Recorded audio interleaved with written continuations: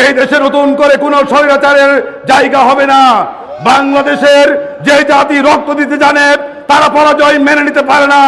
অনতি বিলম্বে জুলাই সনদকে বাস্তবায়ন করার জন্য আমরা আহ্বান জানাচ্ছি। দেশ এবং জাতি গঠনের জন্য নতুন এক বাংলাদেশের স্বপ্ন নিয়ে এই জাতি ত্রয়োদশ জাতীয় সংসদ নির্বাচনে অংশগ্রহণ করেছিল।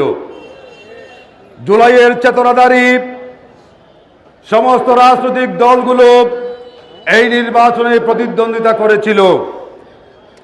যেই বাংলাদেশ আমরা পেয়েছি, হাজারো তরুণের রক্তের বিনিময়ে, জুলাইয়ের গণ আন্দোলনে, গণ অভ্যুত্থানে এদেশের আবাল বৃদ্ধ বনিতার রক্তের সাগরের উপরে আমরা একটি নতুন বাংলাদেশের স্বপ্ন নিয়ে এগিয়ে যাচ্ছিলাম।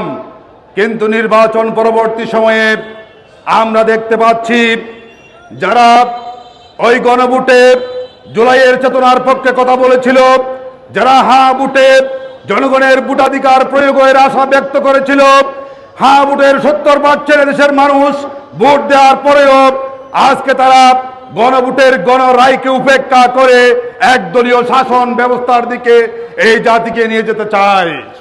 আমরা স্পষ্ট করে বলতে চাই, এই দেশে নতুন করে কোনো স্বৈরাচারের জায়গা হবে না। বাংলাদেশের যে জাতি রক্ত দিতে জানে তারা পরাজয় মেনে নিতে পারে না। অনতি বিলম্বে জুলাই সনদকে বাস্তবায়ন করার জন্য আমরা আহ্বান জানাচ্ছি।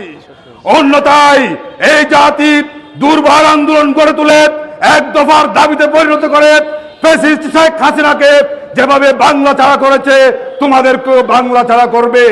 আর তাই সময় থাকতে শুভবুদ্ধির পরিচয় দিয়ে জুলাইয়ের গণরায়কে মেনে নিয়ে সংবিধানে এই গণভোটকে হাকে জয়যুক্ত যেভাবে করেছিল, এই জুলাই সনদকে বাস্তবায়ন করার জন্য উদাত্ত আহ্বান জানিয়ে আমার বক্তব্য এখানে শেষ করছি।